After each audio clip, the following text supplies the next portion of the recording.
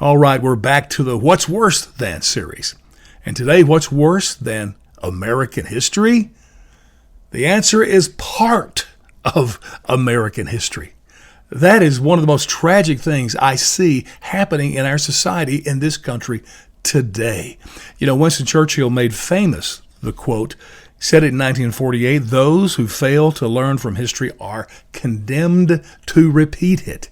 I actually like Michael Crichton, the American author, his quote on history even better. He's the guy that wrote Jurassic Park, among other books that became great American movies. But he said, if you don't know history, you don't know anything.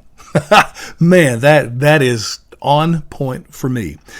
We have got such crazy stuff going on now. History is gone from college campuses. It's just gone, unless it's used as a propaganda tool to beat the crap out of people who are not in the woke line. You've heard of revisionist history. Man, that is in big-time fashion today. It's been that way for a couple of decades, where they just take history and change it.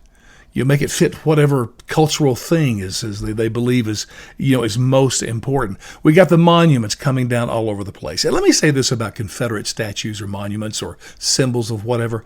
That's a local decision. I mean, these are artists who've created these, and it's been done for whatever reason, but it's not my place to tell somebody in Kansas to tear down a monument, okay? If they want to do that locally, then do it.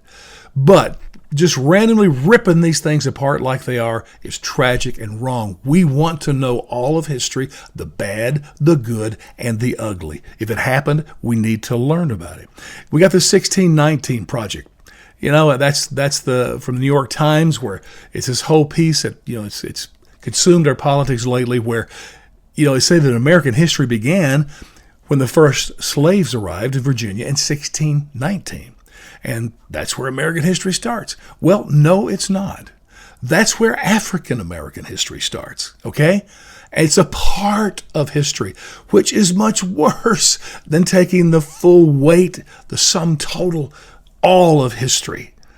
That's where the mistake is made. I mean, that's like saying, when we look at the history of baseball in America, Abner Doubleday started it. The league started, I think, 1870, but no, because actually the Negro Baseball League started, but right before 1900, 1920.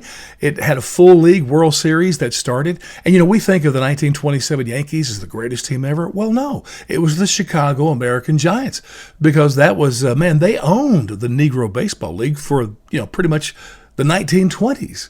And of course, Civil War ended slavery, and integration ended the Negro Baseball Leagues like 1951. But maybe our history should be based on that. Please, can we just do what is an honest way of studying history and learning it all? It will help us and make us better.